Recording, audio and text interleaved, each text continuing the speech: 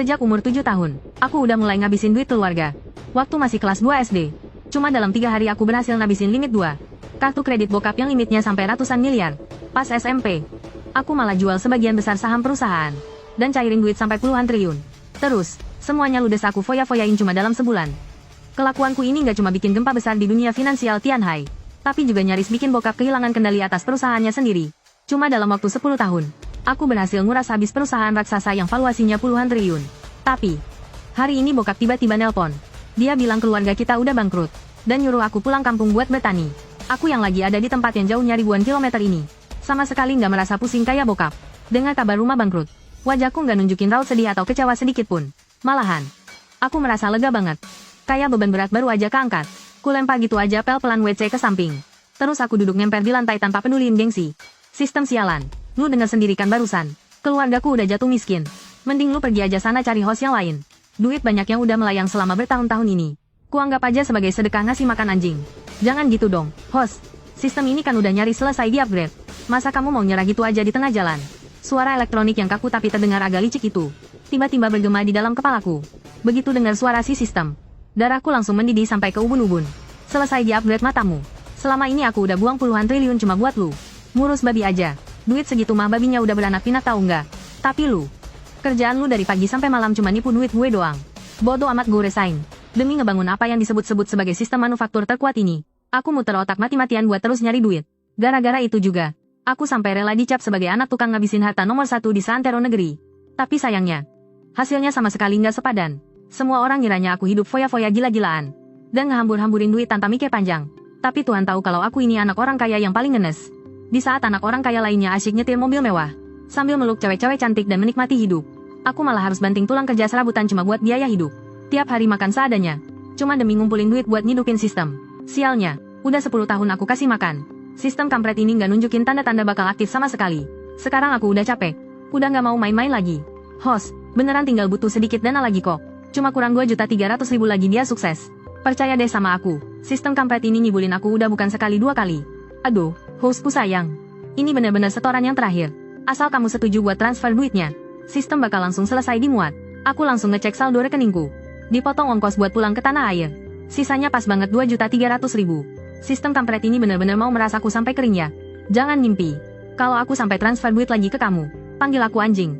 Bahkan, kalau kamu naruh cetak biru baju tempur Iron Man tepat di depan mataku, gua nggak bakal sudi transfer sepeser pun ke elo. Sikapku saat itu sangat tegas. Tapi baru aja aku ngomong gitu, raut wajahku langsung berubah. Karena di dalam kepalaku, beneran muncul gambar skema rancangan baju tempur. Melihat baju tempur mekanis yang luar biasa canggih itu, jantungku langsung berdebar kencang. Rasanya aku nyaris nggak bisa ngendaliin diri lagi. Cowok mana coba yang bisa nahan godaan kayak gini? Host, aku beneran nggak bohong, kan? Tapi dengan tingkat kemampuanmu yang sekarang, biarpun dikasih cetak birunya, kamu nggak bakal bisa bikin. Makanya kamu butuh bantuanku. Percaya deh sama aku, cuma butuh sisa 2.300.000 lagi. Dan sistem manufaktur terkuat bakal jadi milikmu. Aku langsung nelan ludah. Pokoknya harus tahan. Ini semua pasti akal-akalannya si sistem sialan itu buat menjebakku. Tahan, aku harus tahan. Ya sudahlah, putar saja. Pada akhirnya aku gagal menahan diri juga. Tapi hanya dalam sekejap mata, aku langsung dapat notifikasi pesan SMS dari bank. Entah sudah yang keberapa kalinya. Aku jatuh miskin dan jadi gembel begini. Aku menepuk-nepuk pantatku, lalu berdiri sambil menghela napas panjang. Sudahlah, lagian aku sudah sering banget ditipu. Ditipu sekali lagi juga nggak ada bedanya. Baru saja aku selesai membereskan peralatanku, tiba-tiba kepalaku terasa berat banget. Lalu terdengar bunyi ting yang menggema di dalam pikiranku. Setelah itu, terdengar rentetan suara robotis. Sistem manufaktur terkuat selesai dipasang. Peningkatan atribut host selesai. Paket hadiah pemula telah dibagikan. Toko sistem telah dibuka. Aku cuma bisa melongo diam di tempat. Ternyata kali ini beneran nyata. Si sistem sialan ini nggak bohong padaku. Saat pikiranku mulai masuk ke dalamnya, aku melihat panel layar khusus dari sistem tersebut. Host, Wu Chen. Level manufaktur, level 1. Reputasi 0. Kekayaan 20.000. Ketampanan, 88. Matematika, 61. Fisika, 60. Kimia, 60. Biologi, 60. Teknologi informasi, 60. Bahasa, 100. Melihat status atributku ini, aku langsung emosi. Sistem sialan, peningkatannya cuma segini doang. Kok nilainya cuma pas-pasan batas lulus semua? Tuan host, ini sudah batas maksimal dari peningkatan sistem. Nilai 60 itu sudah melampaui rata-rata penduduk bumi. Loh, contohnya matematika. Di seluruh dunia ini, setidaknya ada 99%. Tapi aku tetap saja tidak puas. Nggak bisa nih, tampangnya masih kurang cakep. Naikin dikit dong. Kalau enggak, kembaliin aja uangku. Setelah tawar-menawar yang alot, aku berhasil bikin sistem naikin nilai penampilanku. Jadi 92. Nah, sekarang, seenggaknya aku pasti bisa jadi pusat perhatian di dunia manusia. Sekaligus, aku juga jadi paham gimana cara kerja sistem ini. Kalau aku mau bikin barang-barang keren, pertama-tama aku harus naikin level pembuatannya. Contohnya nih, kemampuan pembuatanku yang masih level 1 ini. Udah pasti nggak bakal bisa bikin barang kayak baju zirah besi. Aku harus terus ningkatin kemampuan sains dasarku. Lagi pula, barang bagus tuh harus dibikin sendiri. Bukan sekadar nunggu dikasih sama sistem. Ada dua cara utama buat naikin level. Yang pertama, nilai reputasi. Yang kedua, nilai kekayaan. Yah, intinya sih soal ketenaran sama harta. Terus, berbagai macam cetak biru di toko sistem. Beserta alat-alat pembuatannya. Juga cuma bisa ditukar pakai nilai kekayaan atau reputasi itu. Setelah paham semuanya, aku narik napas panjang. Karena sekarang waktunya bagian paling seru. Buka kado. Sistem yang udah aku rawat selama 10 tahun ini. Paket hadiah pemulanya nggak mungkin jelek-jelek amat, kan? Satu kartu penyelesaian soal matematika, dengan tingkat kesulitan 6070. Sama satu cetak biru desain baterai Gravena Mini. Gini doang. Harusnya kasih baterai fusi nuklir dingin dong. Sayangnya, kali ini aku gagal nawar. Pada akhirnya, aku cuma bisa pasrah nerima paket hadiah pemula yang gak seberapa ini. Sebelum pulang ke tanah air, aku mampir dulu ke laboratorium sekolah. Buat bikin sampel baterai Gravena Mini itu. Soalnya, habis pulang nanti, aku bukan lagi anak orang kaya yang bisa foya-foya kayak dulu. Belum tentu aku punya modal dan fasilitas buat bikin barang ginian. Tapi jujur aja ya, biarpun SM aku ini biasa-biasa aja, peralatannya ternyata lumayan lengkap loh. Gak sia-sia mereka narik uang sekolah semahal itu. Dan soal kepindahanku, pihak sekolah sih seneng-seneng aja nerimanya. Bagi sekolah yang isinya anak-anak sultan semua, selain dari uang sekolah, sekolah biasanya masih bisa dapat pemasukan tambahan. Sayangnya, itu nggak berlaku buatku. Jangankan mau peras uang tambahan dariku, sekolah malah sering bayar gaji tinggi ke aku. Yah, lagi pula, anak ini kasihan juga harus nyikat toilet setiap hari.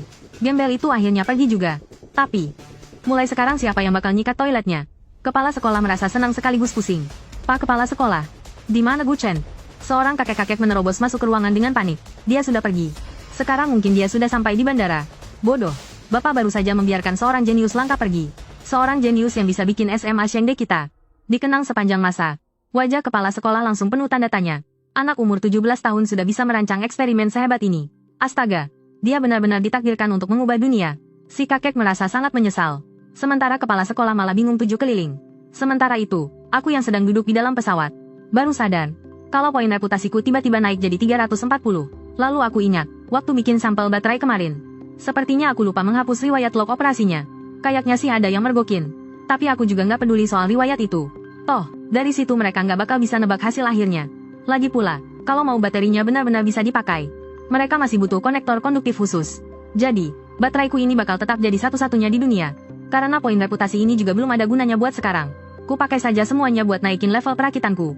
Soalnya, sistem kampret ini bilang kepadaku, kalau level perakitan belum sampai level 2, kemampuan sains dasarku, di luar kemampuan bahasa, nggak bakal bisa nembus angka 60. Kelebihan 1 poin di matematika itu, cuma bonus tambahan karena aku sudah bertahun-tahun ngasih makan sistem ini. Sumpah, ngeselin banget. Pas ngelihat bar pengalaman yang mencapai 3001 ini, perasaanku jadi lumayan lega. Kayaknya nembus perakitan level 2 nggak bakal terlalu susah. Deh, berapa perbandingan nilainya kalau aku pakai poin kekayaan buat naik level? 10.000 untuk 1 poin pengalaman. Sudah aku duga. Aku tahu sistem sialan ini pasti selalu cari cara buat memeras uangku. Mulai sekarang, aku cuma mau pakai poin reputasi buat naik level. 10.000 EXP. Aku nggak akan membiarkan sistem sialan ini dapat untung sepeser pun dari aku. 10.000 EXP. Aku bersumpah dalam hati. Baru saja keluar dari bandara, aku langsung melihat ayah dan ibu yang sedang memegang papan nama. Melihat penampilan mereka yang begitu mewah, serta dijaga ketat oleh 7-8 pengawal di sekeliling mereka, aku jadi sedikit mempertanyakan realita. Ada mobil mewah, ada pengawal juga. Bukannya keluarga kami sudah bangkrut, ya? Tapi kok sama sekali nggak kelihatan kayak orang bangkrut. Begitu aku menghampiri mereka, ibuku, Heyuchi, langsung memelukku dengan erat. Anakku sayang, ibu minta maaf ya, karena sudah membiarkanmu sendirian di luar sana selama itu. Coba lihat anakku ini, sampai kurus begini. Kan sudah ibu bilang dari dulu, jatah 8 juta sebulan itu sama sekali nggak cukup. Ini semua salah ibu. Seharusnya ibu diam-diam mentransfer uang tambahan buat kamu. Mendengar itu, kelopak mata ayahku, Gugu Zhang, langsung berkedut. Istri boros ini sepertinya bakal mengacaukan rencana. Memangnya kamu pikir anakmu ini belum cukup menghamburkan uang? Hah? Bu, bukannya keluarga kita ini sudah bangkrut. Baru saja ayah mau angkat bicara, ibu langsung menyela. Perusahaan ayahmu memang sudah hancur. Tapi ibu masih punya banyak uang. Kamu nggak perlu khawatir. Kalau kamu butuh uang, bilang saja sama ibu. Pasti ibu kasih. Aku langsung kaget bukan main. Gawat, sistem sialan itu pasti dengar omongan ibu barusan. Habis ini dia pasti bakal memalak uangku lagi. dan seolah-olah membenarkan dugaanku. Tiba-tiba terdengar bunyi, ting. Sebuah misi baru muncul di layar panel. Sebagai seorang ahli manufaktur, masa kamu nggak punya perusahaan sendiri? Sebagai pewaris tunggal dari Shinchan Teknologi, menyelamatkannya adalah tanggung jawab mutlakmu. Deskripsi misi: lunasi semua utang teknologi Shinchan dan pulihkan operasionalnya. Mulai kembali bisnisnya. Hadiah misi: 900 poin reputasi dan 1 poin pesona. 1 kali kesempatan undian gratis di toko sistem. Melihat misi itu, aku jadi lega. Walaupun ini juga misi yang butuh banyak uang, tapi setidaknya uangnya bukan buat dikasih ke sistem. Yah, apa perusahaan kita benar-benar sudah nggak bisa diselamatkan? Tanyaku dengan hati-hati. Gu Guozhang menatapku dengan tatapan haru. Anakku akhirnya dewasa juga. Sudah mulai peduli sama perusahaan. Nggak kayak dulu yang cuma tahu minta uang. Sudah nggak ada harapan. Nak, kekurangan dananya terlalu besar. Apalagi 2 tahun terakhir ini persaingan industri lagi ketat-ketatnya. Perusahaan juga lagi sepi proyek bagus. Aku merasa sangat bersalah. Maafkan aku, ya. Coba saja aku nggak terus-terusan pakai uang perusahaan. Perusahaan pasti nggak akan. Mendengar itu, Heiyuki malah jadi kesal. Anakku sayang, ini bukan salahmu. Kamu kan cuma pakai sedikit uang. Perusahaan rongsokan ayahmu itu juga dari awal memang nggak menghasilkan banyak uang kok. Tanpa kamu pun, cepat atau lambat juga bakal bangkrut. Walaupun Gu Guozhang merasa tersinggung, tapi sebagai orang dengan kasta terendah di keluarga, dia cuma bisa diam dan pasrah. Lagi pula, omongan Heiyuki ada benarnya juga. Ah, sudahlah, aku sudah nggak peduli lagi. Apa sebenarnya alasan utama perusahaan ini bangkrut? Yang penting sekarang, teknologi Shinchan harus tetap bertahan hidup. Mama punya uang berapa? Walaupun hati dan mulutnya selalu bilang mencintai putranya tanpa syarat, tapi saat aku menanyakan hal itu, hati Heiyuki tetap saja bergetar kaget. Anak baiknya ini, setelah selesai menguras harta ayahnya, apa sekarang giliran ibunya yang diperas? Uang tunai sih nggak banyak, sayang. Tapi mama punya beberapa aset seperti properti dan saham. Semuanya tersimpan aman dan sama sekali nggak ada sangkut pautnya dengan perusahaan ayahmu. Ingat ya, semua itu mutlak cuma milikmu seorang. Aku ingin menyelamatkan Shinchan Tech. Apa uangnya cukup? Heiyuki tercengang. Gu Guozhang apalagi, dia sampai ketakutan dan berkeringat dingin. Gu Guozhang sudah susah payah berkorban demi bertahan hidup, dan baru saja menyisakan sedikit tabungan untuk keluarga. Dia tidak mau membiarkan anak pemboros ini menghabiskan semuanya. Sambil batuk 2 kali, Gu Guozhang berkata, "Nak, kamu tidak usah memikirkan masalah perusahaan lagi. Umurmu sekarang masih terlalu muda. Kamu harusnya fokus belajar saja. Beberapa hari lagi ayah akan mencarikan sekolah untukmu. Kamu tenang saja dan belajarlah dengan baik selama 2 tahun ini." Tapi aku sama sekali tidak mau mendengarnya. Sambil memeluk lengan ibu aku memohon, percayalah padaku. Berikan uang itu padaku. Aku pasti bisa menyelamatkan Shinchan Tech. Kalau aku bisa membuat perusahaan ini kacau, aku juga pasti bisa membuatnya bangkit kembali. Gu Guozhang benar-benar putus asa. Habislah sudah. Kelakuan bodoh anak pemboros ini sudah tidak bisa dihentikan lagi. Rasanya hidup ini begitu panjang dan menyiksa. Setelah berhasil mengambil ponsel Heiyuki, aku langsung mulai menghitung total harta milik ibu. Entah apakah uang ini cukup untuk menyelamatkan Shinchan Tech. Ya. Kira-kira kita butuh uang berapa banyak? Wajah Gu Guozhang pucat pasi. Tidak mengucapkan sepatah kata pun. Dia sama sekali enggan menjawab pertanyaan putranya. Heiyuki menelan ludah dengan gugup. Nak, lusa, pihak pengadilan sudah mau menyegel perusahaan kita. Dalam waktu sesingkat ini, kamu pasti tidak akan bisa mengumpulkan cukup uang tunai. Disegel? Mendengar kata-kata itu, Gu Guozhang malah kegirangan. Benar juga. Sekarang keluarga mereka tidak punya uang tunai. Jadi, anaknya mau menghamburkan uang pun tidak akan semudah itu. Aku mengerutkan kening. Bagaimana kalau kita mengajukan pinjaman ke bank saja? Mendengar hal itu, Heiyuki memasang wajah canggung. Tidak tahu harus menjawab apa. Sebaliknya, Gu Guozhang malah tertawa. Nak, masa kamu pikir keluarga kita ini masih bisa meminjam uang dari bank, ya? Asal tahu saja, bank itu kan tempat kita ngutang paling banyak. Kita ini udah lama di blacklist sama pihak bank. Kamu tahu nggak, demi ngumpulin sedikit tabungan masa tua ini, betapa setengah matinya aku berjuang. Aku merasa sangat menyesal. Saat sedang mikir gimana caranya cepat cairin uang, Liu Qi nenggak pulang. Aku tiba-tiba nyadar. Lewat sini kan bukan arah jalan pulang. Hari ini kan ulang tahun Suyukin yang ke-17. Nanti malam kita numpang makan gratis di rumahnya. Jelas Heiyuki. Baru juga aku pulang. Perusahaannya langsung bangkrut. Kondisi perusahaan itu benar-benar bikin Heiyuki jantungan. Dia merasa harus lebih nyirit sekarang. Lumayan kan? Ada makan malam gratis yang sayang kalau dilewatin. Suyucing. Mataku langsung terbelalak kaget. Yang bener aja. Baru juga pulang. Udah harus ketemu sama nona besar itu. Gu Guozhang mengangguk dan berkata, "Iya nih, kalau dipikir-pikir sayang banget. Dulu aku sampai susah payah bikin ayahnya mabuk demi dapetin surat perjanjian pertunangan itu. Sayangnya, malah kuhilangkan. Sekarang, keluarga kita udah nggak punya muka buat ngarep sama mereka lagi." Heiyuki juga sangat menyayangkannya. Barang sepenting itu bisa-bisanya sampai hilang.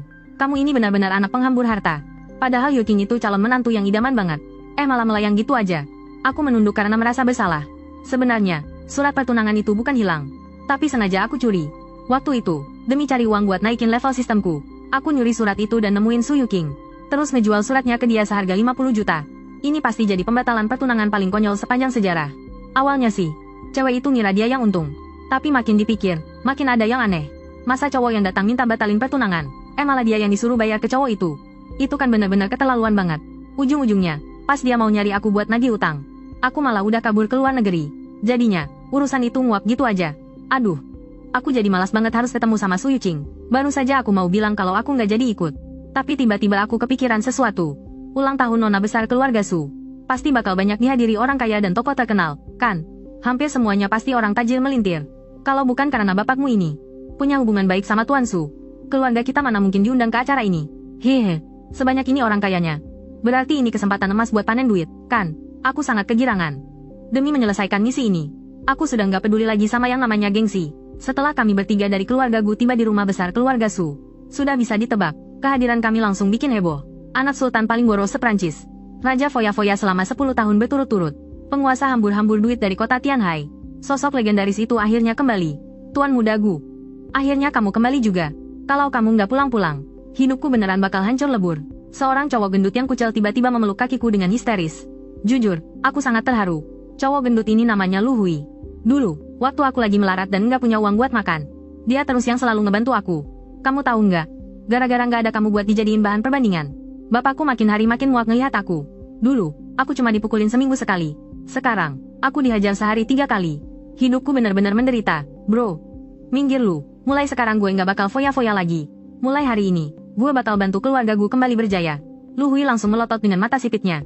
Aku kan memang pernah jadi tukang foya-foya. Aku malas ngomong panjang lebar sama si gendut ini. Jadi aku buru-buru kabur ke arah lain. Soalnya, ada seorang cewek bergaun warna rembulan yang lagi jalan ke arahku sambil marah-marah. Dengan pasrah, aku membalikkan badan sambil pasang senyum paling manis. Yuqing, lama nggak ketemu. Ya, kamu beneran makin cantik aja, deh. Su Yuqing cuma mendengus kesal. Nggak nyangka ya, ternyata kamu pulang juga. Aku kirain kamu bakal tinggal di luar negeri seumur hidup. Ya kali. Mana mungkin. Kan kamu selalu kepikiran sama aku. Mana tega aku lama-lama di luar negeri. Makanya aku langsung kejar penerbangan paling pagi buat pulang. Demi menyelesaikan misi ini, aku beneran habis-habisan. Tahu. Selamat ulang tahun, Yuqing. Aku pun merogoh saku dan mengeluarkan sebuah jepit rambut perak. Ini kado yang udah aku siapin buat adik sepupuku yang manis ini. Dan sekarang, saat yang tepat buat ngasih ini ke kamu. Awalnya sih, Su Yuqing kelihatan kesal banget pas lihat aku. Tapi kelakuanku barusan malah bikin dia salah tingkah. Dengan wajah semerah tomat, dia menerima jepit rambut itu. Terus langsung lari masuk ke kamarnya. Ngelihatin sosok Su Yuqing-nya menjauh, aku jadi diam-diam kagum. Gadis kecil ini dalam 2 tahun terakhir, tumbuh jadi makin cantik aja ya.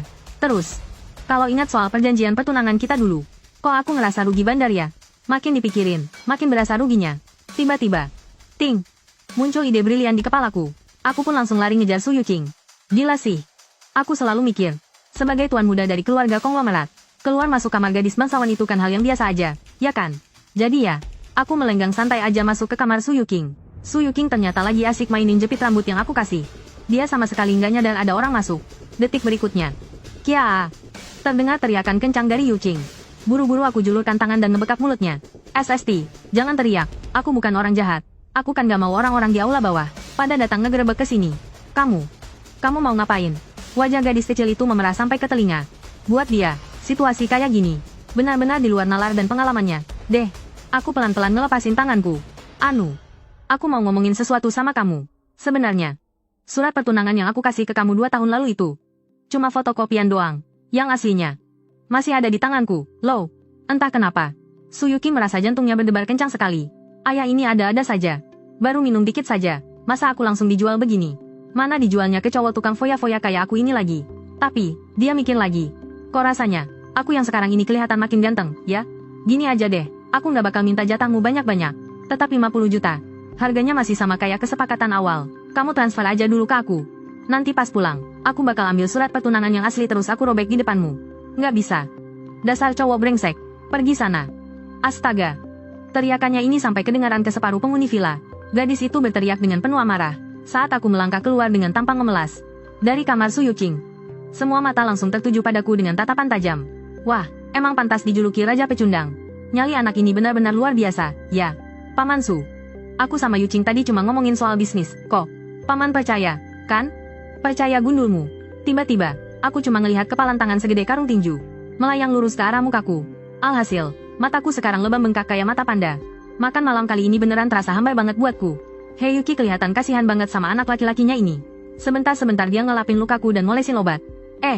Sebaliknya, Gugu Zhang malah senyum-senyum puas ngelihat aku kena sial.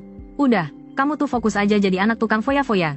Ngapain juga pakai acara cari gara-gara sama putri kesayangannya keluarga Su. Sih, pukulannya Paman Su emang mantap. Aku pun menatap Su Yuking dengan tatapan super melas campur kesal. Tapi ternyata, cewek itu malah asyik menjulurkan lidah mengejekku dengan wajah super bangga. Sumpah, itu bikin aku makin ngenes dan naik darah. Melihat acara makan malamnya udah mau selesai. Aku manfaatin celah waktu pas Su Luo lagi pergi dari meja. Buat ngendap-ngendap nyamperin Su Yuking. Yuching, di rumahmu pasti ada mikrofon, kan? Aku pinjam sebentar, dong. Sebenarnya Su Yuching mikir kalau dia nggak seharusnya ngeladenin aku lagi. Tapi, ujung-ujungnya dia tetap nanya juga dengan nada cuek. Emangnya buat apa kamu pinjam mikrofon? Aku pun menatap mata Su Yuching lekat-lekat. Tatapannya begitu tajam, dan ekspresinya terlihat sangat serius. Ada satu hal sangat penting yang harus aku umumkan di depan semua orang. Biar seluruh dunia tahu. Su Yuching menutupi wajahnya yang terasa panas. Jangan-jangan, dia mau nembak aku di depan umum. Tapi kan, aku belum siap sama sekali. Pantas saja. Begitu pulang, dia langsung membahas soal pertunangan kami. Tapi kan, dia itu cowok berandal yang suka foya-foya. Ya, biarpun begitu, dia lumayan ganteng sih. Malah, dengan mata lebam kayak panda begitupun, dia masih kelihatan manis. Dalam waktu sesingkat itu, berbagai macam pikiran berkecamuk di dalam benak gadis tersebut. Sampai-sampai dia diam terpaku dibuatnya. Yuching, boleh, kan? Entah kenapa, Su Yuching malah langsung menganggukkan kepalanya. Terus, mikrofonnya di mana? Su Yuching menunjuk ke arah belakang meja kasir yang tidak jauh dari sana. Yuching menundukkan wajahnya, tidak berani lagi menatapku. Dia berpikir, apa sebaiknya dia sembunyi dulu sebentar? Ya, soalnya, dia benar-benar belum siap. Aku sama sekali tidak menyadari perubahan ekspresi gadis itu. Setelah mengambil mikrofon, aku berdeham sebentar. Lalu dengan lantang aku bersuara, bapak-bapak, ibu-ibu, serta saudara-saudari sekalian, selamat malam. Seiring bergema suaraku, aku pun kembali menjadi pusat perhatian semua orang. Saat itu, Su Luo pergi duduk di sebelah Guguo Zhang. Dia menatap pasangan suami istri Gu itu dengan wajah penuh kebingungan. Sementara Guguo Zhang dan Heiyuki sendiri hanya bisa saling bertatapan bingung. Sejak aku masih kecil sampai sebesar ini, sepertinya mereka tidak pernah bisa menebak apa yang akan aku lakukan. Su Luo melirik putrinya sesaat. Dia melihat wajah Su Yuching yang sudah memerah padam, dan terlihat sangat gugup. Diam-diam, dia mengepalkan tinjunya erat-erat. Bocah sialan ini. Kalau dia sampai berani macam-macam sama anakku, dia aku bikin babak belur mata sebelahnya juga. Semua orang di sini menganggapku sebagai anak tukang foya-foya. Tapi aku cuma mau bilang, kalau itu semua cuma prasangka buruk kalian saja. Kenyataannya, aku bukan cuma jago menghamburkan uang. Jauh lebih bisa menafkahi keluarga. Di bawah sana, Lui menggaruk-garuk kepalanya karena bingung. Apa aku benar-benar harus berubah? Kalau begitu, bukannya aku bakal jadi anak tukang foya-foya nomor 1. Begitu aku pulang, aku langsung dengar kabar kalau teknologi Xingchen bangkrut. Jujur, ini bikin aku merasa sangat bersalah. Sebagai satu-satunya pewaris teknologi Xingchen, aku wajib menyelamatkan perusahaan ini. Para tamu elit yang hadir saling pandang dengan kebingungan. Drama apa lagi yang sedang aku buat ini? Menyelamatkan teknologi Xingchen? Omong kosong macam apa ini? Su Yuching juga menatapku dengan heran. Sepertinya, ini tidak seperti yang dia bayangkan. Tapi, ada apa dengan rasa kecewa yang aneh ini? Kali ini, aku akan mengubah pandangan kalian semua. Aku akan beritahu seluruh dunia, kalau aku ini sebenarnya adalah jenius yang luar biasa. Bukan sekadar anak tukang foya-foya. Kali ini, aku akan menampar telak wajah kalian semua. Semua orang seketika terdiam. Kira-kira, bagaimana cara Tuan Muda Gu menyelamatkan teknologi Xingchen? Gampang. Cukup lunasi semua utangnya. Lalu buat proyek baru yang menghasilkan banyak uang. Sontak, suara tawa meremehkan pecah di seluruh aula. Ngomong sih gampang. Tapi, memangnya kamu punya uang? Punya proyek? Aku sama sekali tidak peduli dengan ejekan mereka.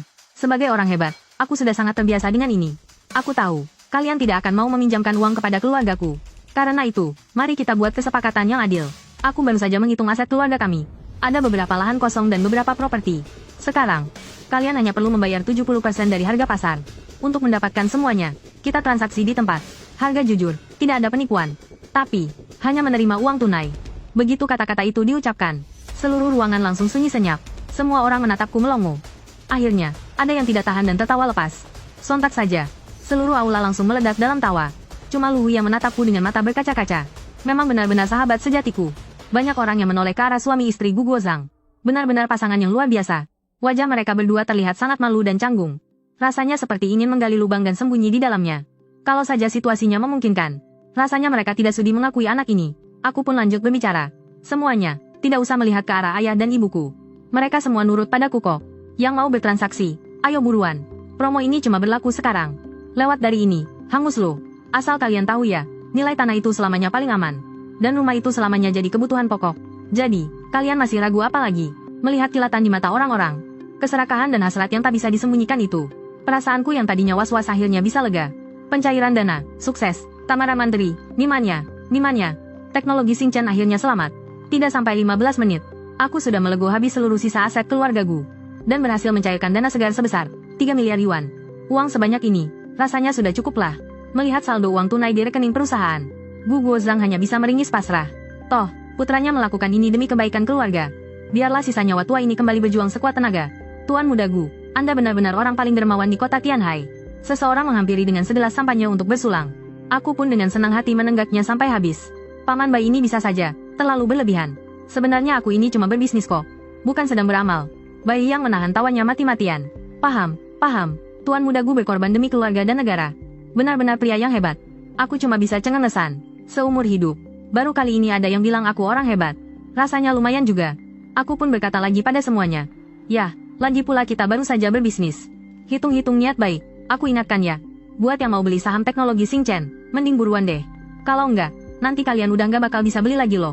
Banyak orang yang tertawa sampai memegangi perut mereka. Lalu mereka pun pamit kepada Suluo.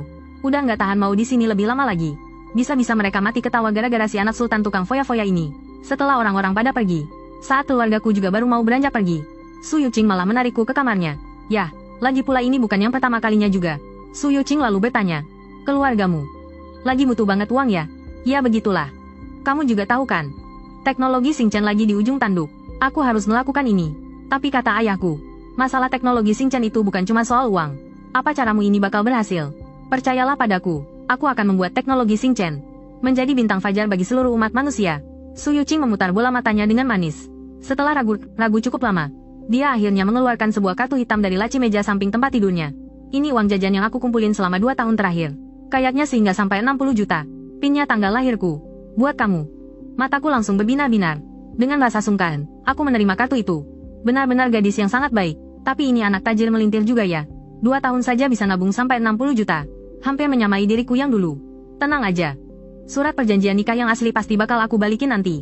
Dijamin 100% asli. Sana pergi. Untung aja aku kaburnya cepat. Selamat deh sebelah mataku yang ini. Obral aset kali ini, selain buat ngumpulin uang tunai, juga membuat nilai reputasiku bertambah 100 poin. Nggak ngerti juga gimana cara sistem ini ngitungnya. Rugi bisnis sampai ratusan juta. Malah dapat reputasi. Ternyata, masih kalah sama kemampuan praktikum di lab SMA. Di dalam mobil, akhirnya aku bisa bertanya, ayah, uangnya cukup nggak? Gu Guozhang menghela napas pasrah. Nak, masalah di Xingchen Tech itu sama sekali bukan soal uang. Perusahaan ini sudah macet selama lebih dari setengah tahun. Nggak ada pesanan, nggak ada proyek. Itulah akar masalahnya. Aku hanya tersenyum tipis. Sambil menepuk dada, aku berkata, tenang saja, ya. Ayah urus saja supaya perusahaan bisa jalan lagi. Biar aku yang cari pesanannya. Gu Guozhang sampai kehabisan kata-kata. Anak yang kelihatannya sudah dewasa, tapi nyatanya belum sepenuhnya paham. Memang selalu bikin pusing. Keesokan harinya, aku bangun pagi-pagi sekali. Begitu turun, aku melihat ayah sudah rapi. Dia baru saja mau berangkat. Ayah mau ke kantor. Iya. Waktu kita mepet. Karena situasinya sudah terlanjur begini, ayah akan berjuang habis-habisan sekali lagi. Aku benar-benar terharu mendengarnya. Aku bersumpah dalam hati, aku pasti akan menjadikan ayah sebagai orang terkaya di dunia. Supaya nanti, dia bisa menikmati masa tuanya dengan tenang. Ya, mumpung ada kesempatan ini, ayah harus beres-beres perusahaan secara total. Tendang keluar semua parasit itu. Tambahku lagi, Gu Guozhang hanya mencibir pelan. Sebenarnya, tanpa aku bilang pun, ayah pasti sudah tahu apa yang harus dilakukan. Seperti pepatah bilang, teman sejati terlihat saat kita susah. Sekarang, ayah juga sudah melihat sifat asli beberapa orang di sana. Kalau Xingchen Tech mau bangkit lagi, membersihkan para benalu itu sudah jadi kewajiban mutlak. Terus, soal proyek, ayah nggak usah panik dulu. Hari ini juga, aku bakal bawakan pesanan raksasa buat ayah. Nanti kita atur lagi langkah selanjutnya. Ayah mendadak menghentikan langkahnya. Nak, kamu ngelindun, ya? Sana balik tidur lagi. Kamu itu masih dalam masa pertumbuhan. Aku sudah terbiasa diremehkan seperti ini. Tunggu saja, ya. Nanti malam, aku bakal bawa pulang kontrak dari grup Longwei. Grup Longwei? Gu Guozhang tertawa. Perusahaan top 100 dunia seperti itu. Bisa-bisanya kamu bicara begitu. Sesampainya di kantor, Gu Guozhang baru teringat. Sepertinya hari ini grup Longwei mengadakan acara tender di Tianhai. Sepertinya mereka mencari pabrik perakitan untuk 2 tipe ponsel. Dan teknologi Xingchen yang sekarang, jelas belum pantas. Tidak akan sanggup menelan proyek sebesar ini. Dia pun menggelengkan kepalanya. Dan berhenti memikirkan ucapanku tadi. Gu Guozhang dengan cepat kembali fokus pada pekerjaannya. Harus dia akui, langkah nekat putranya kali ini benar-benar membuatnya kembali merasakan Semangat merintis usaha seperti saat dia masih muda dulu. Sementara itu, di tempat lain, setelah selesai sarapan, aku langsung mengayuh sepeda sewaan, bergegas menuju Plaza Longwei di Tianhai. Habisnya mau bagaimana lagi? Semua mobil mewah di rumah sudah ludes terjual semalam. Hari ini, selain acara tender, grup Huawei juga akan menggelar konferensi pers peluncuran produk. Makanya, plaza saat ini sudah dipadati banyak orang. Semuanya adalah orang-orang dari industri ini dan para awak media. Melihat lautan manusia di hadapanku, hatiku terasa bergejolak penuh semangat. Laki-laki sejati itu harus berani menapaki puncak tertinggi, dan memandang indahnya kemegahan dunia dari atas. Di saat semangatku sedang membara seperti ini, tiba-tiba sebuah mobil sport yang tidak asing melintas di sebelahku. Tuan muda Gu, sedang apa kamu di sini? Ternyata orang itu adalah Lu Hui. Dan mobil yang sedang dikendarainya itu adalah mobil yang baru saja dia bawa dari garasi rumahku pagi ini. Satu-satunya hal yang membuatku lega adalah Lu Hui membelinya dengan harga jauh di atas harga pasar. Yah, hitung-hitung itu harga amal lah. Oh, aku kemari ada sedikit urusan. Kalau kamu sendiri, kok bisa ada di sini? Perusahaan keluargaku ikut tender hari ini. Ayahku memaksa supaya aku ikut untuk menambah pengalaman. Mataku langsung berbinar mendengarnya. Kalau begitu, kamu pasti punya undangan dari grup Longwei, kan? Kebetulan banget. Dari tadi aku pusing memikirkan cara untuk masuk ke sana. Nggak nyangka kamu malah muncul. Grup Jiwei. Ya, ayah ngasih aku kartu akses grup Jiwei. Grup Jiwei. Katanya sih suruh aku lihat-lihat teknologi grup Longwei. Grup Jiwei. Boleh juga. Grup Jiwei. Bagus banget. Kalau gitu, bawa aku masuk dong. Dengan santainya aku masuk ke mobil keluargaku. Lu Hui mendadak panik. Ngapain kamu masuk? Mau ngomongin sesuatu sama grup Longwei? Kamu kan gak bawa surat undangannya. Dibandingkan sama keramaian di luar sana, di dalam gedung ini terasa jauh lebih sepi. Lagi pula, gak banyak perusahaan yang bisa ikut lelang ini. Karena sebagian besar adalah perusahaan dari Tianhai. Makanya semua orang kelihatan bingung waktu ngelihat aku. Ngapain si tukang foya-foya ini ada di sini? Tuan muda Gu, apa teknologi Xingqian milikmu juga mau ikut lelang? Walaupun semua orang tahu itu nggak mungkin, tapi tetap saja ada yang nanya. Aku cuma geleng-geleng kepala. Bukan, aku kesini buat bahas kerja sama bareng grup Longwei. Benar saja, di mana ada aku, pasti selalu ada bahan tertawaan. Emangnya Tuan muda Gu mau kerja sama apa nih sama grup Longwei? Bikin HP baru bareng. Waktu Yue Xiaofei masuk, melihat suasana yang berantakan itu, dia langsung mengernyitkan hidungnya. Perusahaan dari Tianhai ini kualitasnya kelihatan kurang bagus ya. Proposal proyek yang kalian kirim sudah saya baca semua. Paren lagi ada urusan dan udah balik ke kantor pusat. Karena sebentar lagi saya harus memandu konferensi pers di luar. Jadi, tiap perusahaan cuma punya waktu 3 menit buat ngasih penjelasan tambahan. Tolong manfaatkan waktunya sebaik mungkin. Yue Xiaofei emang selalu cekatan. Baru juga duduk, dia langsung ngomong. Waktu melihat Yue Xiaofei, aku seneng banget. Ternyata orang yang ku kenal. Wah, hari ini aku beruntung banget. Yue Xiaofei juga sadar ada aku di situ. Walaupun dia heran, ngapain si bocah tengil ini ada di sini. Tapi dia tidak bilang apa-apa. Pekerjaannya sangat sibuk. Dia tidak punya waktu untuk mengurusku. Setengah jam kemudian, Yue Xiaofei menutup laptopnya. Kalau sudah ada hasilnya, kami akan segera memberitahu Anda semua. Bagi yang tertarik dengan konferensi pers Longwei kami, silakan menuju keluar. Kami sudah menyiapkan tempat duduk untuk Anda. Aku tiba-tiba berdiri dan berkata, Kak Xiaofei, tunggu, ada yang mau aku bicarakan denganmu. Tuan Gu, tolong panggil saya Direktur Yue. Kalau ada urusan, kita bicarakan nanti saja. Tidak bisa. Ini sangat mendesak. Kak Xiaofei, aku mau kasih lihat sesuatu yang luar biasa. Semua orang seketika terdiam tanpa kata. Namanya juga orang bodoh. Mereka semua sudah terbiasa dengan tingkahnya. Sesampainya di kantor, Yue Xiaofei menatapku dengan tatapan tak habis pikir. Katakanlah, sebenarnya apa sih maumu?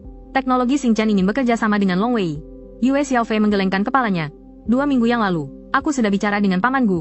Bangkrut adalah jalan keluar terbaik untuknya. Aku tidak mungkin mengorbankan kepentingan perusahaan demi membantumu. Kak Xiaofei, kakak tahu tentang grafena tidak? Pernah dengar? Beberapa tahun terakhir ini memang jadi topik penelitian yang hangat. Tapi hal-hal soal material baru seperti itu, biasanya cuma omong kosong. Aku berhasil membuatnya. Ini benar-benar bisa mengisi daya cuma dalam 2 menit. Untuk menelepon selama 5 jam. Kapasitas penyimpanannya juga 3 kali lipat dari baterai litium. Yue Xiaofei mengernyitkan dahi. Xiao Chen, aku tidak menyangka, selain pintar menghamburkan uang, kamu sekarang juga pintar membual. Aku pun mengeluarkan sampel baterai itu. Apa di sini ada laboratorium? Melihat ekspresiku yang begitu serius, Yue Xiaofei dengan pasrah mulai menelepon. Apakah Profesor Wang ada di kantor? Suruh dia menungguku di laboratorium.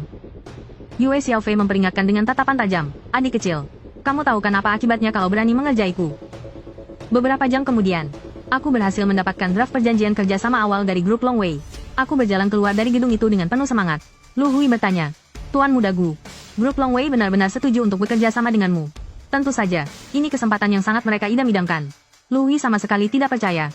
Dia selalu berpikir, alasan sahabat baiknya ini suka menghambur-hamburkan uang adalah karena otaknya agak bermasalah. Tapi sekarang, Sepertinya kondisinya jauh lebih parah.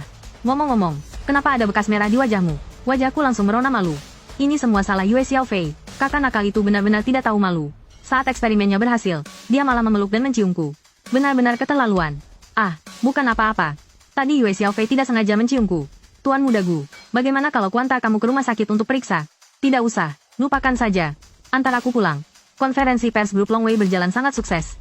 Namun, dibandingkan dengan kesuksesan acara tersebut, hal yang lebih menarik perhatian orang-orang di dunia bisnis adalah pengumuman terakhir dari Yue Xiaofei. Grup Longwei akan bekerja sama dengan teknologi Xingchen untuk mengembangkan ponsel canggih lintas zaman. Perusahaan raksasa yang sedang berada di puncak kejayaannya bekerja sama dengan perusahaan yang hampir bangkrut dan bilang ingin membuat terobosan lintas zaman. Dilihat dari sudut pandang manapun, ini sangat aneh. Kalangan atas di kota Tianhai tak henti-hentinya membicarakan masalah ini.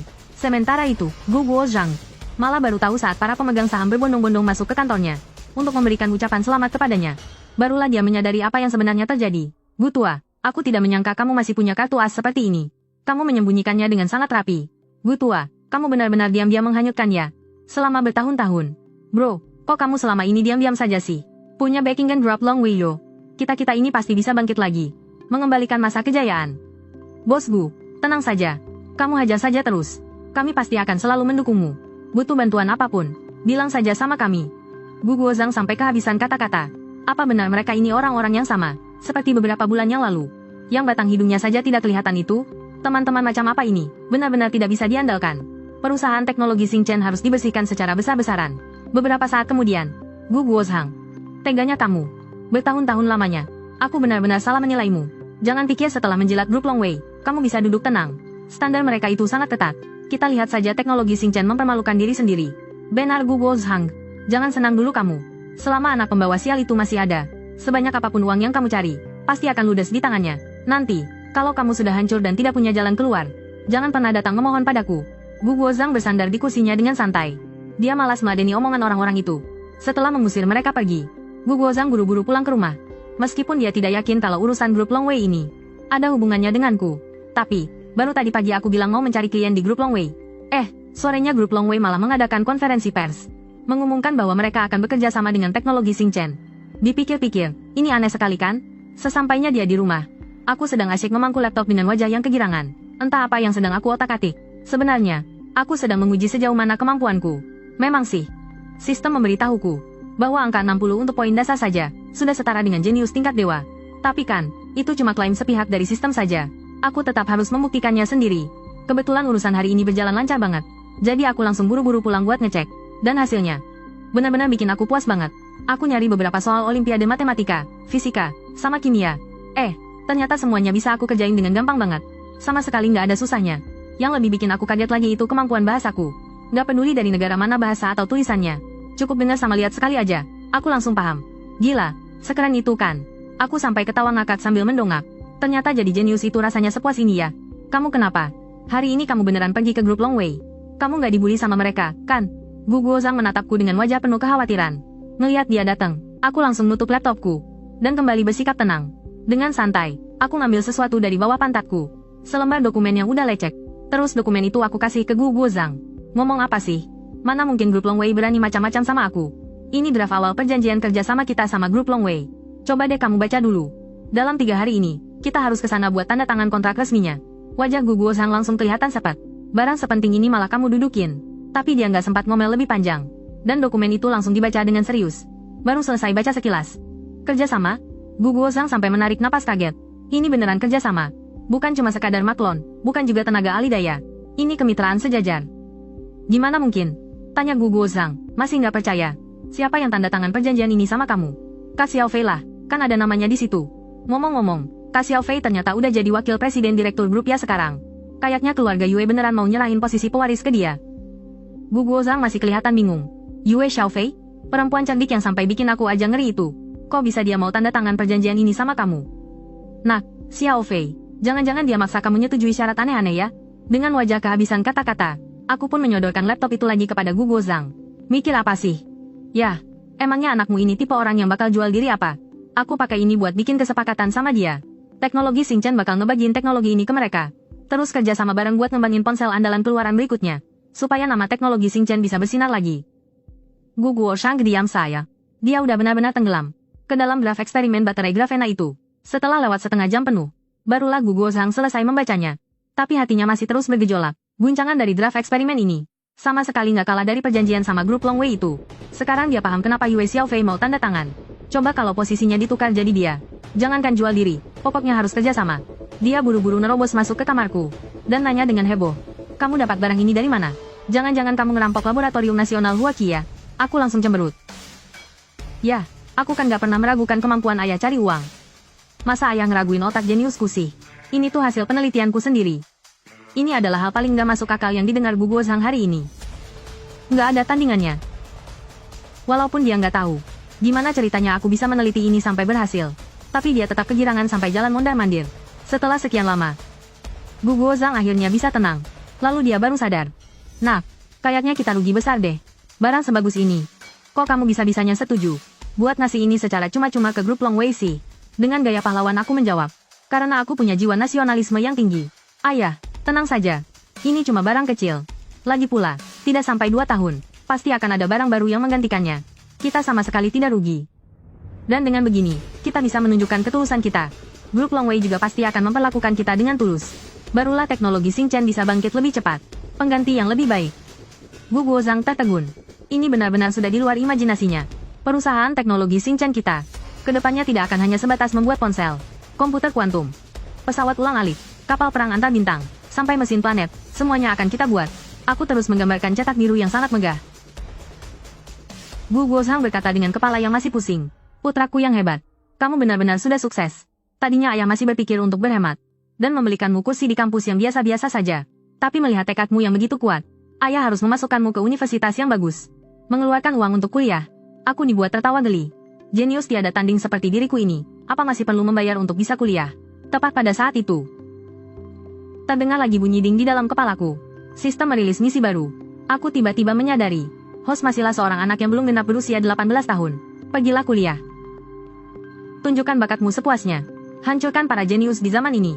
Sama seperti yang dilakukan para pendahulu yang bijaksana. Penjelasan misi.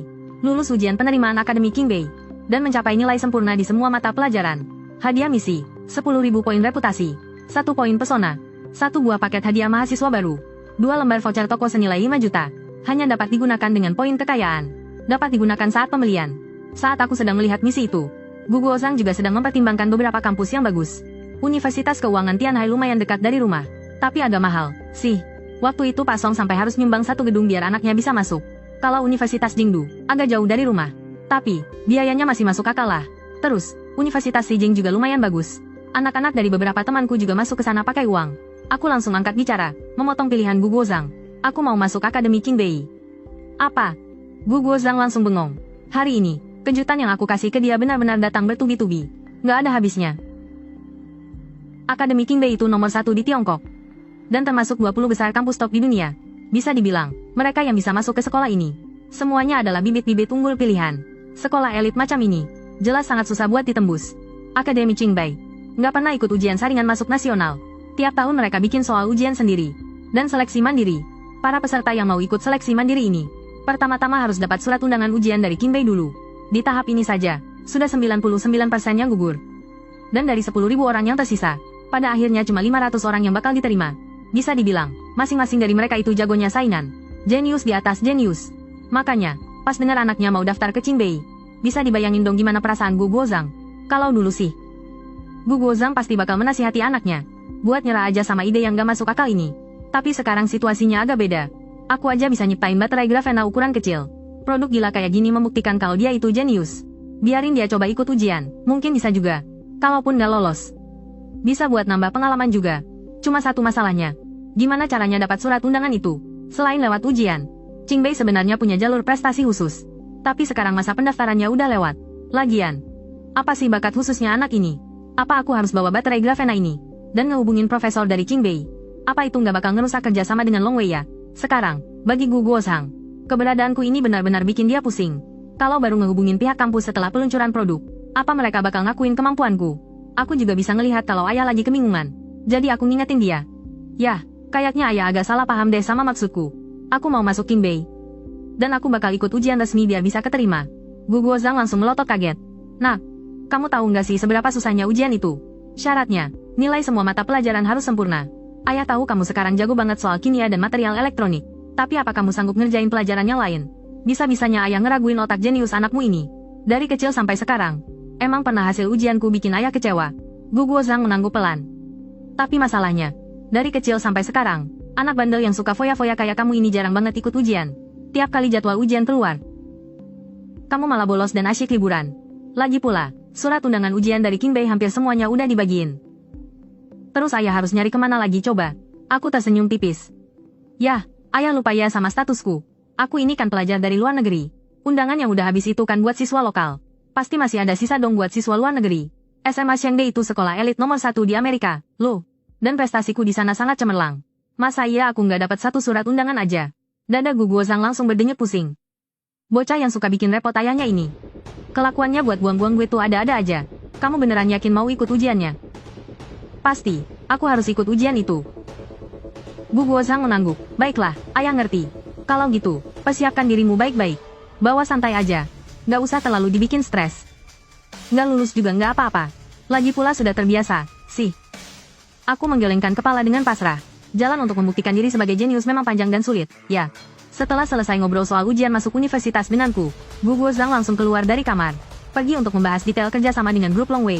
Mengurus perombakan dan pembersihan internal laboratorium. Serta menyesuaikan fokus kerja perusahaan. Belakangan ini dia benar-benar sangat sibuk.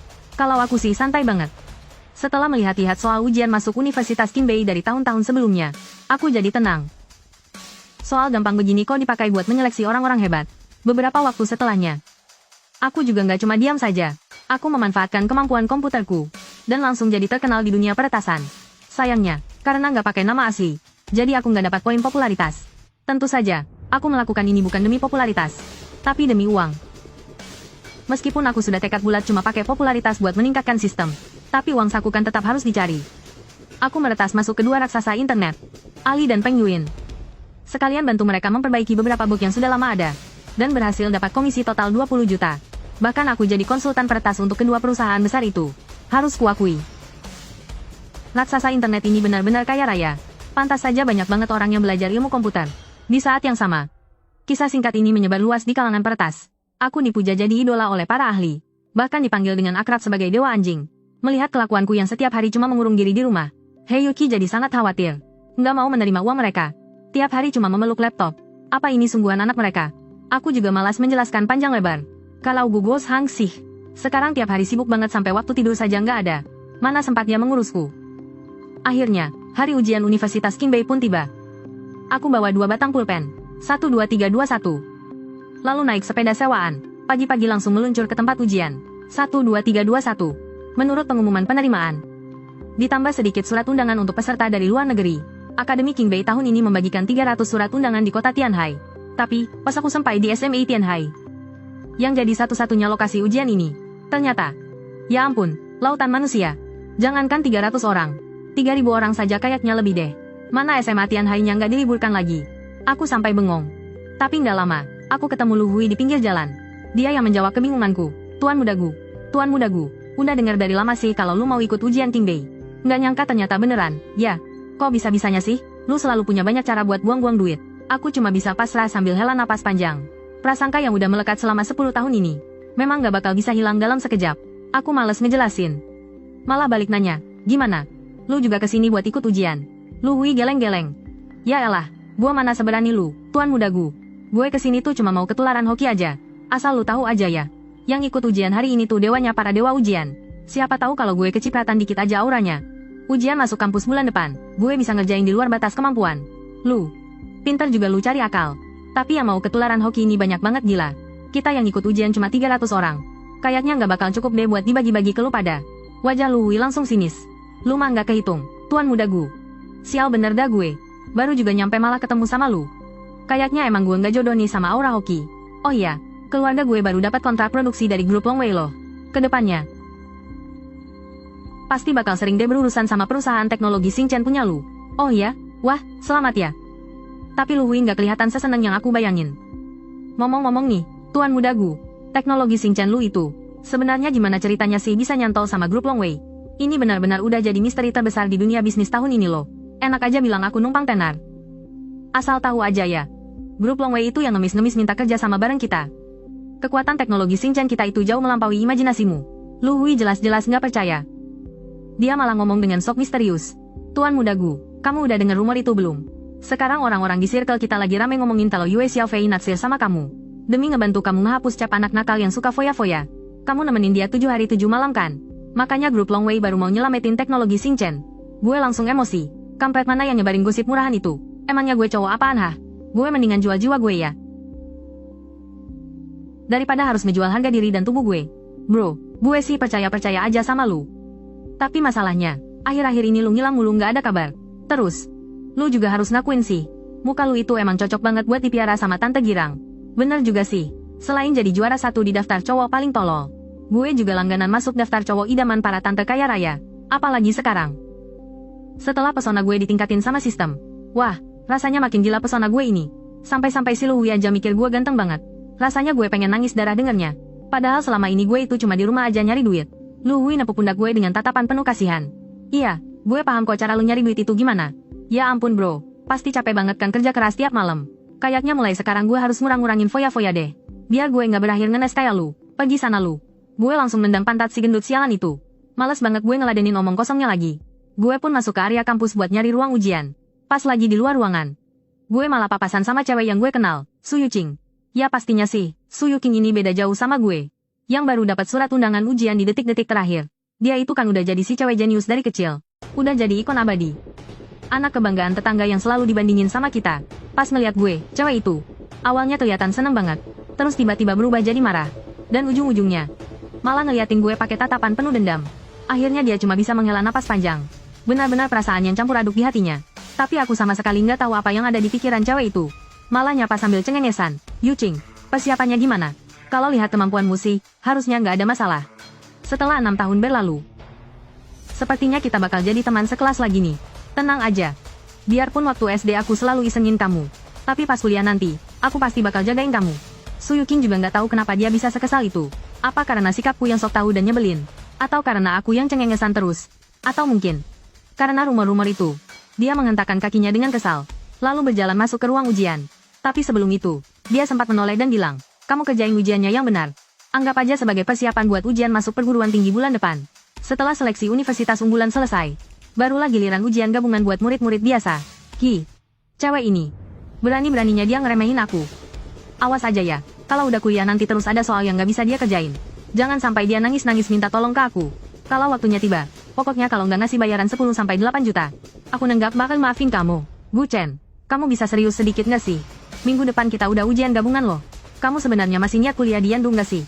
Melihatku yang cuma asyik menatap wajahnya, dan sama sekali nggak fokus belajar, Su Yuqing jadi benar-benar kesal dan gregetan. Kenapa sih cowok itu selalu aja nggak peka begini? Kalau kamu mau terus ngeliatin aku kayak gini, sekarang kamu harus berusaha keras dong. Kalau enggak, gimana kita bisa terus bareng-bareng ke depannya? Aku buru-buru mengusap air liur yang menetes di ujung bibirku. Aku udah serius kok. Habisnya, Yuqing, kamu tuh cantik banget. Makanya konsentrasiku sedikit buyar, ya kan? Su Yuqing merasa sangat tidak berdaya. Benar-benar nggak habis pikir sama kelakuan cowok menyebalkan yang satu ini. Awas ya, kalau kamu sampai gagal masuk universitas di Yandu, aku nggak bakal mau ngomong lagi sama kamu. Kalau itu sampai terjadi, kita bakalan terpisah untuk waktu yang sangat lama. Bahkan kita tidak bisa bertemu satu kali pun. Aku menggenggam tangan Su Yuqing dan berkata, tenang saja. Bukankah besok Universitas Qingbei sudah mengumumkan nilainya? Nanti kamu juga akan tahu. Aku pasti akan masuk Universitas Qingbei bersamamu. Menurutmu, sebaiknya aku ambil jurusan apa ya? Apa aku ikut masuk fakultas kedokteran saja bareng kamu? Biar gampang juga kalau aku mau melindungimu. Supaya nggak ada cowok bodoh yang cari mati. Berani deketin kamu. Su Yuqing membusungkan pipinya kesal dan menjawab. Gu Chen, kan sudah ku bilang. Berhentilah berkhayal. Mikir yang realistis sedikit dong. Gila. Cewek cantik kalau lagi marah saja kelihatannya manis banget. Tuhan benar-benar terlalu pilih kasih pada Su Yuqing. Saat sepasang kekasih muda itu sedang sibuk-sibuknya mengebut belajar di internet, tepatnya di forum Universitas Qingbei, sudah ramai menyoroti nilai ujian yang akan diumumkan besok, dan perbincangannya benar-benar sangat heboh. Sebenarnya, begitu ujian selesai, topik tentang Universitas Qingbei, apalagi soal ujian penerimaan tahun ini, kehebohannya tidak pernah surut. Karena soal-soal tahun ini disebut-sebut sebagai yang paling sulit sepanjang sejarah. Banyak kakak tingkat tahun kedua dan ketiga di Universitas Qingbei yang mencoba mengerjakannya. Tapi mereka juga sangat kesulitan menyelesaikannya dalam batas waktu yang ditentukan. Banyak orang yang berspekulasi kalau siapa saja yang bisa mendapat nilai lulus di ujian kali ini, pada dasarnya sudah pasti lolos masuk Universitas Qingbei. Asal tahu saja, di tahun-tahun sebelumnya, Peserta setidaknya harus mendapat nilai di atas 70%. Lagi pula, yang ikut ujian kan murid-murid jenius dan dewa akademi dari berbagai daerah. Kalau tahun ini ada yang bisa mendapat nilai di atas 70%, maka dia punya peluang besar untuk menembus peringkat 100 besar. Jika bisa mendapat nilai di atas 80%, kalau dibandingkan dengan tahun-tahun lalu, orang itu pasti sudah jadi kandidat terkuat untuk merebut posisi juara umum. Sedangkan untuk nilai di atas 90%, semua orang merasa tidak akan ada satupun murid yang sanggup mencapainya tahun ini. Lagi pula, keputusan Universitas Qingbei mengeluarkan soal sesulit itu pasti sudah dipertimbangkan matang-matang sejak awal. Di tengah persaingan yang sekarang semakin ketat dan kejam, mereka sangat berharap bisa menemukan sosok jenius sejati untuk melihat sampai di mana batas potensi anak-anak muda zaman sekarang. Karena tingkat kesulitan soalnya yang benar-benar tidak masuk akal itu, semua orang benar-benar menantikan siapa yang akan menjadi Shengzi di Akademi Qingbei tahun ini. Admin forum Qingbei bahkan sampai membuat postingan begini, Shengzi tahun ini bakal jadi yang paling berbobot dalam sejarah Qingbei. Gara-gara hype yang luar biasa ini, semua orang jadi makin tidak sabar menunggu siapa Shengzi tahun ini. Para jenius dari berbagai daerah yang sebelumnya dijagokan untuk memperebutkan gelar Shengzi, malah terus-terusan dikejar dan diganggu oleh banyak media. Tapi sayangnya nih ya, belum ada satupun media yang berhasil menemukan Su Yuqing. Ya mana kepikiran sih teman-teman media di Tianhai itu. Kalau orang yang terus mereka cari-cari itu, tiap hari sibuk mengajari kules, sama sekali nggak ada waktu buat meladeni mereka. Kalian ingat nggak sih? Di Tianhai kemarin, ada murid yang mengumpulkan ujian duluan kan? Dia bilang soalnya gampang banget. Terus yakin bakal dapat nilai sempurna. Jangan-jangan dia nih yang jadi Shengzi. Woi, yang komen di atas lagi mabuk ya? Kalian gak usah dengarkan. Aku tahu kok siapa orang itu. Dia itu anak sultan yang hobi foya-foya di Tianhai.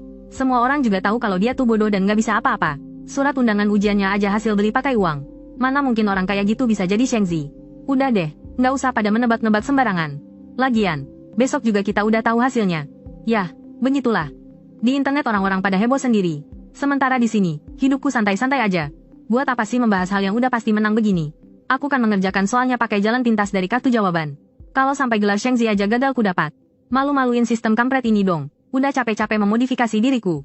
Karena hari ini Su Yuqing mau mengecek nilai ujiannya. Jadinya dia memberiku libur sehari. Biar dia bisa puas-puasin tidur sampai siang. Aku jadi penasaran. Pas Su Yuqing melihat namaku nanti, kira-kira reaksinya bakal kayak gimana ya? Ding! Selamat, Tuan Host. Anda telah menyelesaikan misi utama. Berhasil masuk ke Akademi Qingbei dengan nilai sempurna. Hadiah misi telah dikirimkan. Bergabunglah dengan Akademi nomor 1 di negara Hua. Dan mulailah kembali kisah legendarismu. Wah, aku sampai terbangun gara-gara suara notifikasi sistem ini. Aku pun duduk dari kasurku. Lalu, aku langsung membuka layar utama sistemku. Ketampanan 90. Host Buchen, tingkat keahlian level 2. Ketampanan 90. Reputasi 10.500. Ketampanan 90. Kekayaan 28.620.000. Ketampanan 90. Ketampanan 90. Kemampuan sains dasar matematika 61. Fisika 60. Kimia 60. Biologi 60. Biologi 60. Bahasa 100. Melihat poin reputasi yang tembus 10.000 itu, informatika 60. Aku benar-benar puas. Biologi 60. Bahasa 100. Misi utama memang paling mantap. Kimia 60. Informatika 60.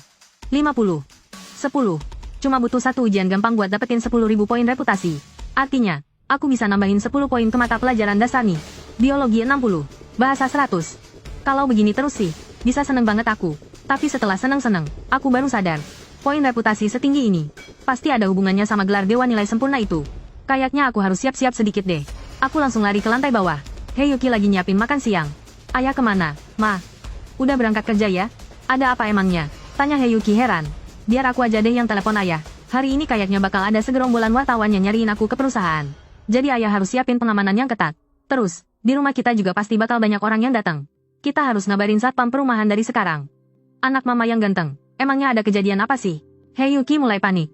Aku ketawa cengengesan. Mama nggak tahu ya? Hari ini kan hari pengumuman nilai ujian kampus Qingbei. Kayaknya sih iya. Tapi, apa hubungannya sama kita? Yuki makin kebingungan. Aku ngerjainnya biasa aja sih. Tapi dapat nilai sempurna. Dan jadi dewa ujian kampus. Kataku sambil tersenyum. Oh iya, aku mau ngecek dulu ah. Yuqing dapat nilai berapa? Aku pun lari balik ke atas. Ninggalin Yuki yang masih melongo syok di tempat. Anaknya, Buchen, dapat nilai sempurna di ujian Qingbei dan jadi dewa ujian. Lelucon gila macam apa ini? Sementara itu, di rumah Su Yuqing. Su Yuqing juga bereaksi sama, kayak habis melihat hantu. Dia menatap layar pengumuman nilai sambil terus mengedip-ngedipkan matanya tak percaya. Mana mungkin? Apa aku nggak salah lihat? Atau sistem di Qingbei yang lagi error? Kertas ujian dengan nilai sempurna pasti udah melalui berbagai proses pengecekan. Termasuk mengecek rekaman CCTV pas lagi ngerjain soal. Ini sama sekali nggak mungkin salah nilai. Di kediaman keluarga Lin yang letaknya nggak jauh dari keluarga Su, Lin Churan bahkan sampai lemas terduduk di lantai.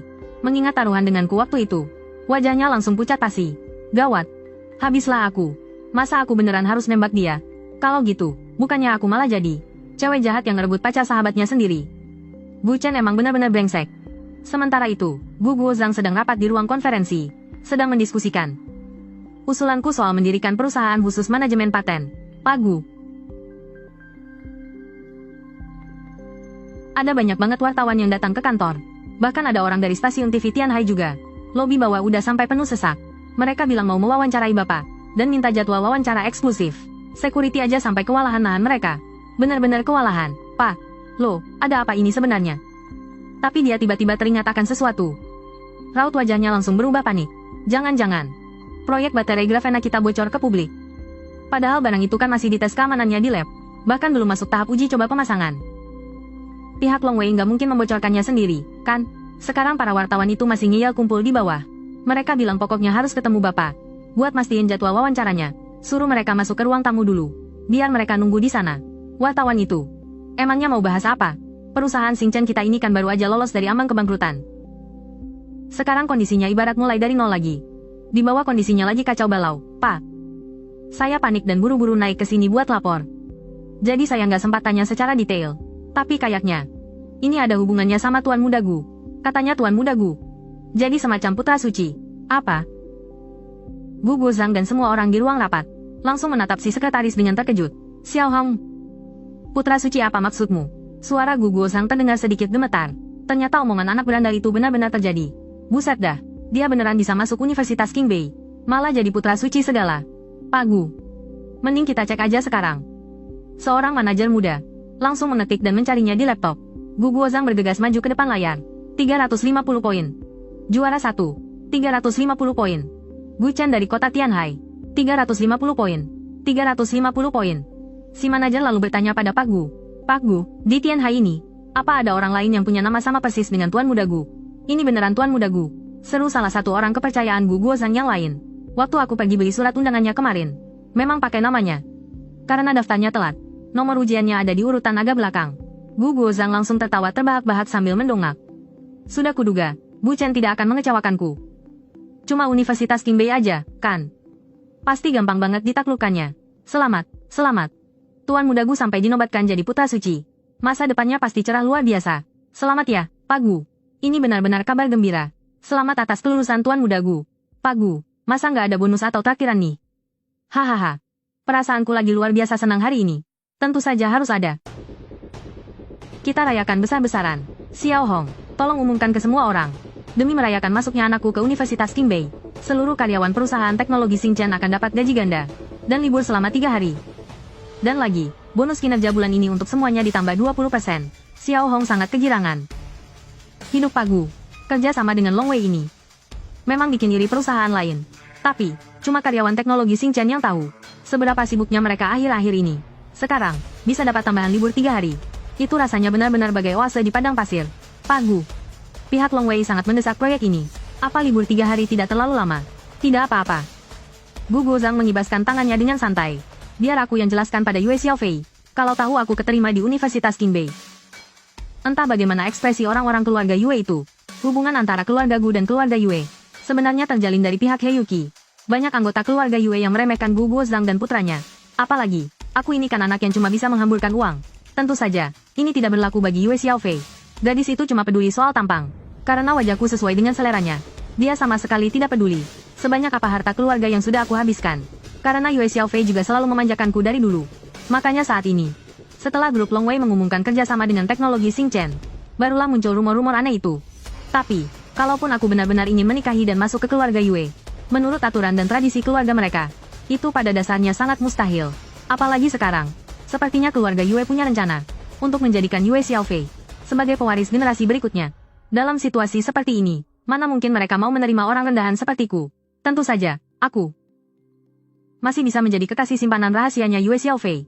Asalkan aku tidak bikin masalah macam-macam. Orang-orang kelas atas yang sebenarnya itu tidak akan ada yang benar-benar peduli dengan hal sepele begini.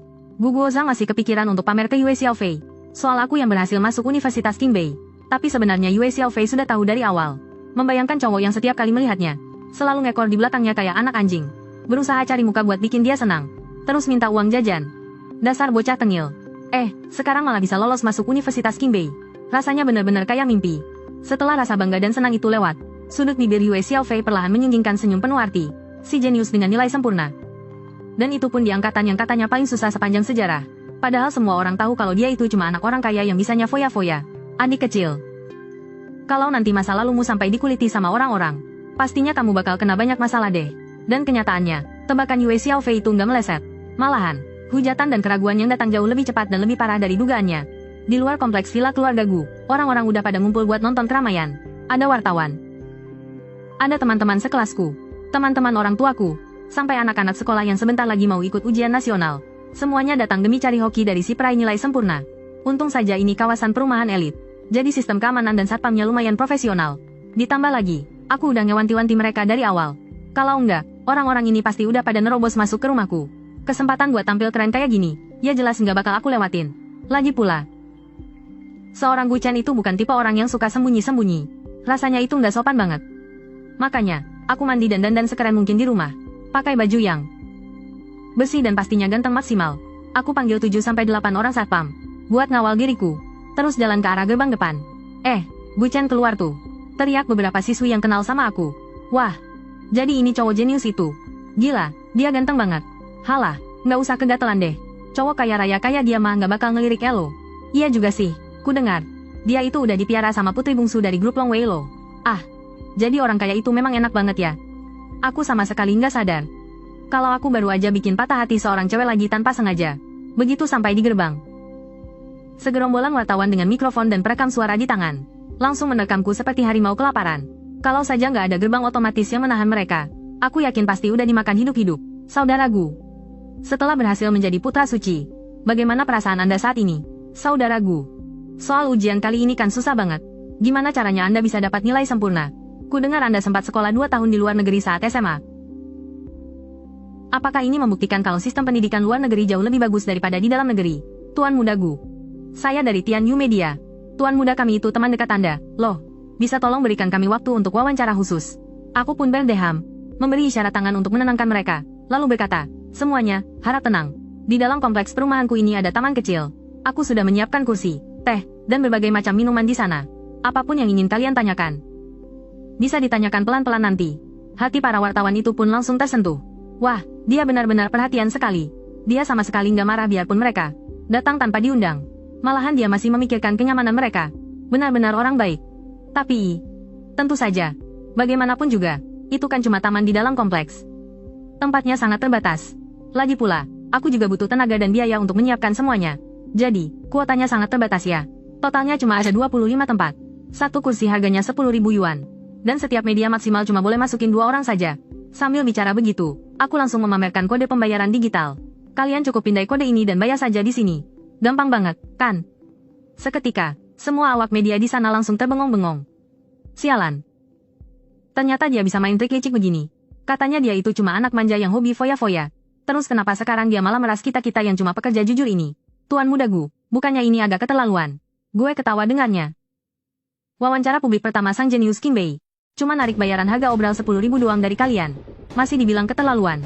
Kalau sampai ketahuan orang luar, gue pasti dikatain anak sultan yang buang-buang duit. Cepetan deh.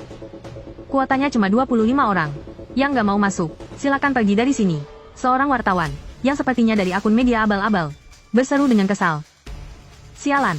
Anak orang kaya kok malah ngeruk duit begini. Benar-benar kelewatan. Ayo kita kabur. Ngapain juga dengerin omongan dia? Gue juga bisa ngarang berita sendiri. Gue sama sekali nggak peduli sama omongan kayak gitu. Dan langsung menimpali. Bener banget, kalian emang bisa asal nulis dan ngomong di internet. Gue juga nggak bisa ngapa-ngapain buat ngelarang kalian. Tapi berita karangan kalian itu cuma bisa narik trafik. Sesaat doang. Kalau mau awet kerja di industri ini, seenggaknya harus punya hati nurani, kan? Barang palsu mana bisa ngalahin yang asli. Gue tegasin sekali lagi ya. Ini adalah wawancara grup publik pertama sang jenius Qingbei. Sekali kelewatan, kesempatan ini nggak bakal datang lagi. Beberapa media besar yang paham maksud omongan gue langsung nelpon atasan mereka buat minta turun dana. Ada juga yang nekat nalangin pakai duit sendiri. Dan langsung nge-scan kode QR gue. Seorang pria berbadan besar langsung maju menerobos ke depan, dan nge-scan kode QR itu. Ngelihat antusiasme gila kayak gini, jantung gue langsung deg-degan. Kampret, harusnya gue riset harga pasar dulu tadi. Rasanya gue malah rugi bandar nih. Waktu semua orang sadar kalau kuota 25 kursi itu nggak cukup, mereka langsung rebutan gila-gilaan. Apalagi ini sang jenius dari ujian tersulit sepanjang sejarah, dan jenius peringkat pertama dari kota Tianhai. Wawancara grup publik pertamanya ini, peluang emas kayak gini benar-benar nggak bisa dibeli pakai uang kalau sampai kelewatan. Hatiku rasanya sakit sekali. Harganya terlalu murah. Tidak bisa, harus tambah uang. Untungnya Bu Chen cukup tebal muka. Dia pun langsung bersuara. Melihat teman-teman di sini begitu antusias, saya benar-benar sangat senang. Begini saja, saya akan berikan satu bonus lagi untuk kalian semua. Hanya perlu tambah 20.000 lagi. Kalian sudah bisa melakukan siaran langsung saat wawancara grup nanti. Dijamin kalian semua bisa meraup gelombang penonton pertama yang paling murni. Orang-orang pun melongo. Jadi, bayar 10.000 itu belum termasuk siaran langsung ya? Sialan, kau ini licik sekali. Menghadapi kenaikan hargaku yang seenaknya ini. Nyatanya mereka sama sekali tidak bisa berbuat apa-apa. Tidak mungkin juga kan nanti diam-diam siaran langsung. Nanti para satpam di sebelahku ini bisa-bisa menghajar mereka. Melihat tambahan ratusan ribu di rekening ini, aku merasa cukup puas. Lumayanlah, rezeki sekecil apapun tetaplah rezeki. Sejak sistem selesai dimuat, sudah diputuskan bahwa seumur hidupku aku akan mengejar ketenaran dan kekayaan. Habisnya, sistem sialan ini cuma peduli pada dua hal itu saja. Setelah tiba di alun-alun kecil, wajah para wartawan itu menjadi semakin masam. Kursinya cuma kursi plastik kecil. Minumannya cuma air mineral dan teh tong besar. Sialan, apa modalnya ini sampai 500 perak? Ini sih benar-benar pemerasan. Aku tidak peduli apa yang mereka pikirkan. Sambil memegang mikrofon, aku duduk di sofa di bawah payung besar di depan. Lalu aku berkata dengan lantang. Aku yakin kalian juga tidak ingin membuang-buang waktu. Setiap media, satu pertanyaan. Usahakan jangan menanyakan hal yang sama padaku. Kita usahakan selesai dalam waktu setengah jam. Buset.